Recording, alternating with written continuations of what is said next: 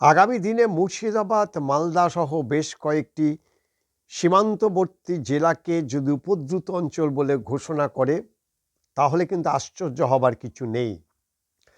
কারণ এরকম বিস্ফোরক তথ্য ভারতীয় গোয়েন্দা বাহিনীর হাতে এসেছে।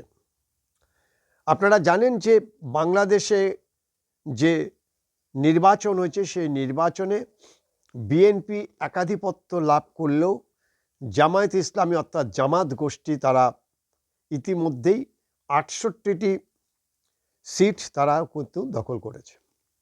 এবং সবথেকে ভাববার বিষয় এবং ভারতীয় গোয়েন্দাদের কাছে সবথেকে দুশ্চিন্তার যেটা, মুর্শিদাবাদ, মালদা, নদিয়া, উত্তর দিনাজপুর, এই যে বিস্তৃত যে বাংলাদেশ যে সীমান্ত, এই সীমান্তবর্তী এলাকাতেই জামাত গোষ্ঠী জয় জয়কার।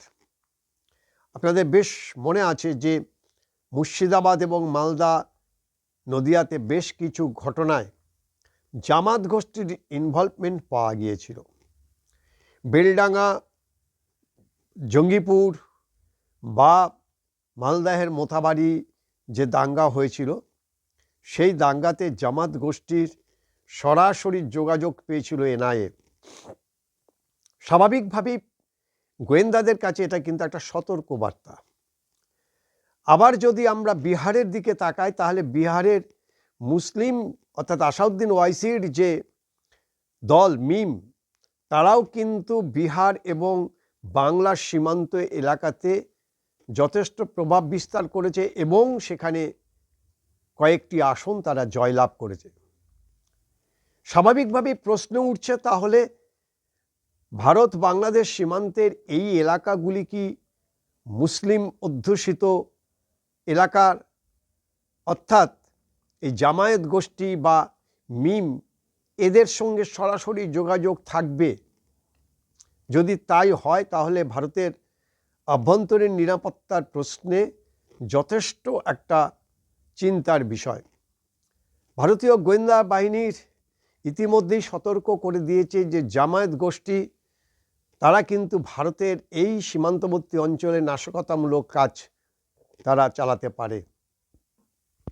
রাজ্য পুলিশের ঢিলেঢালা তাদের যে মানসিকতা, সেই মানসিকতা যদি পরিবর্তন না হয় এবং বর্ডার সিকিউরিটি ফোর্সকে যদি আরও বেশি শক্তিশালী না করা হয়, তাহলে ভারতের এই সীমান্তবর্তী অঞ্চলগুলিতে জামাত গোষ্ঠীর তাদের যে প্রভাব, সেই প্রভাব ক্রমশ বাড়বে এবং সেক্ষেত্রে ভারতের এই জেলাগুলিতে যথেষ্ট পরিমাণে নাশকতামূলক কাজ বা জঙ্গিদের আনাগোনা বাড়তে পারে।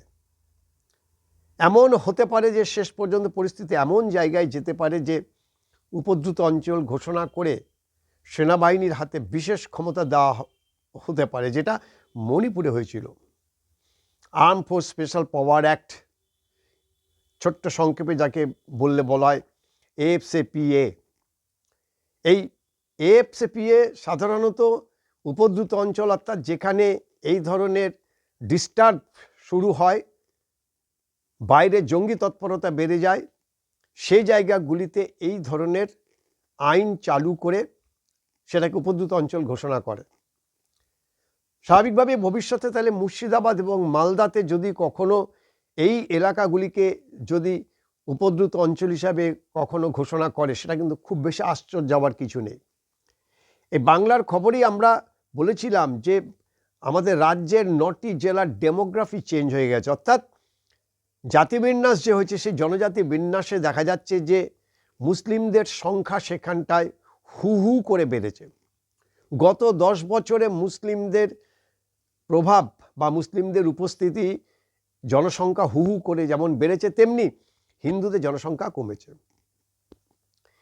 এই ঘটনাগুলি কিন্তু কোনো বিচ্ছিন্ন ঘটনা নয়, এগুলিকে হেসে উড়িয়ে দেওয়া বা রাজনৈতিকভাবে এগুলিকে ওই জাঁতাকলের মধ্যে ফেলে দিয়ে বিজেপির ঘাড়ে দোষ চাপানো বা অন্য রাজনৈতিক দলের ঘাড়ে দোষ চাপানো এতটা কিন্তু সহজ বিষয় না। এটার সঙ্গে ভারতের একটা আন্তর্জাতিক সম্পর্ক রয়েছে।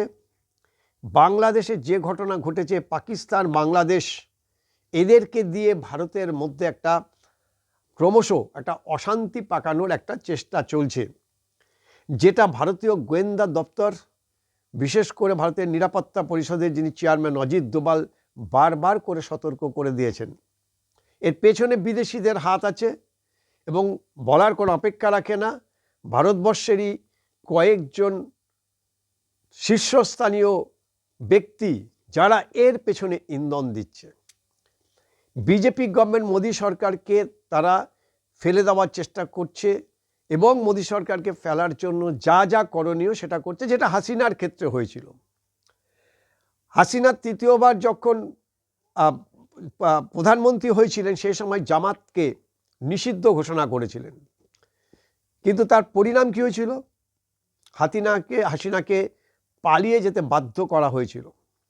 5 আগস্ট বাংলাদেশ থেকে প্রাণ নিয়ে কোনো রকমে পালিয়ে এসে ভারতে চলে আসে।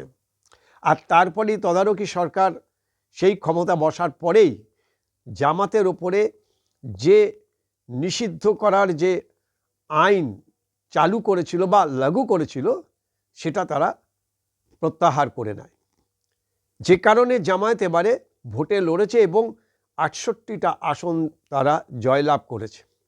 তাদের অন্যান্য সহযোগী দল যদি হয় তাহলে সেটা প্রায় 71-এর কাছাকাছি। এই জায়গা থেকেই কিন্তু বারবার করে সন্দেহটা জাগছে যে জামায়াতকে এই নিষিদ্ধ যে করেছিল, হাসিনা সরকার যে নিষিদ্ধ করেছিল, সেটা প্রত্যাহার করার পেছনে কি তাহলে এই কট্টর মুসলিমবাদী এদেরকে সামনে রেখে ভারতে একটা বিশৃঙ্খলা, ভারতে একটা অশান্তি তৈরি করার ছক? বাংলাদেশে বসবাসকারী হিন্দুদের ওপরে কি ধরনের অত্যাচার হয়েছে আজকে সারা পৃথিবীর মধ্যে সেটা সমালোচিত বা সমালোচনা চলছে। সে জায়গায় দাঁড়িয়ে ভারত বাংলাদেশ যে সম্পর্ক, কূটনৈতিক সম্পর্ক, বাণিজ্য সম্পর্ক, এটা কতটা এগোবে পুরোটাই নির্ভর করছে এখন বিএনপির প্রধান তারেক রহমানের হাতে। ভারতের সাথে বন্ধুত্ব সম্পর্ক যতই করুক না কেন, জামায়াতকে যদি নিষিদ্ধ ঘোষণা না করে তাহলে কিন্তু যে অশান্তি নিয়ে বাংলাদেশ দীর্ঘদিন ধরে চলেছে সেই অশান্তি কিন্তু সেখানটায় থেকে যাবে। হিন্দুদের ওপর অত্যাচারের মাত্রা কমে কি না বাড়ে সেটা সময় বলবে। দুপক্ষই এখন যথেষ্ট বন্ধুত্বপূর্ণ একটা সৌহার্দ্য পরিবেশ তৈরি করার জন্য তারা একে অপরের দিকে হাত বাড়িয়ে দিয়েছে, কিন্তু এই কট্টর মুসলিমবাদী জামাতরা সেটা কতটা মেনে নেবে? কারণ ভারত বিদ্বেষী ছাড়া জামাতের আর কোনো কিছু নেই। ভারত বিদ্বেষী মানে হিন্দু বিদ্বেষী, যে কারণে এই কট্টর মুসলিমবাদী এই সংগঠনকে শেখ হাসিনা নিষিদ্ধ ঘোষণা করেছিল। ফলে আমাদের আভ্যন্তরীণ নিরাপত্তার প্রশ্নে এবং দেশের শৃঙ্খলা সার্বভৌমত্ব রক্ষার প্রশ্নে যদি আগামী দিনে মুর্শিদাবাদ, মালদা, উত্তর দিনাজপুর, নদিয়ার একটি অংশকে উপদ্রুত অঞ্চল ঘোষণা করা হয়, খুব বেশি আশ্চর্য হওয়ার কিছু নেই। আমাদের সামনে সমূহ বিপদ, এই বিপদের কথা মাথায় রেখেই আমাদের এগোতে হবে। রাজ্যে যে দলই আসুক, যে রাজনৈতিক দল শাসন ক্ষমতায় আসুক, আমাদের লক্ষ্য একটা সুন্দর পরিবেশ তৈরি করা।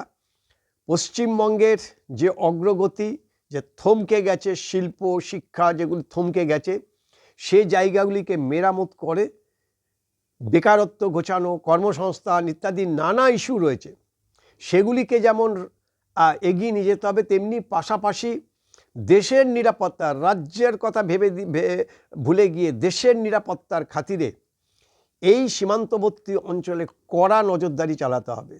রাজ্য পুলিশকে জিরো টলারেন্স নিয়ে এ পুরো বিষয়টিকে কিন্তু মোকাবিলা করতে হবে, নাহলে কিন্তু সমূহ বিপদ যে কোনো মুহূর্তে পশ্চিমবঙ্গে নাশকতা হতে পারে এবং সেক্ষেত্রে কতগুলি নিরীহ প্রাণ চলে যেতে পারে এবং প্রচুর ক্ষয়ক্ষতি হতে পারে।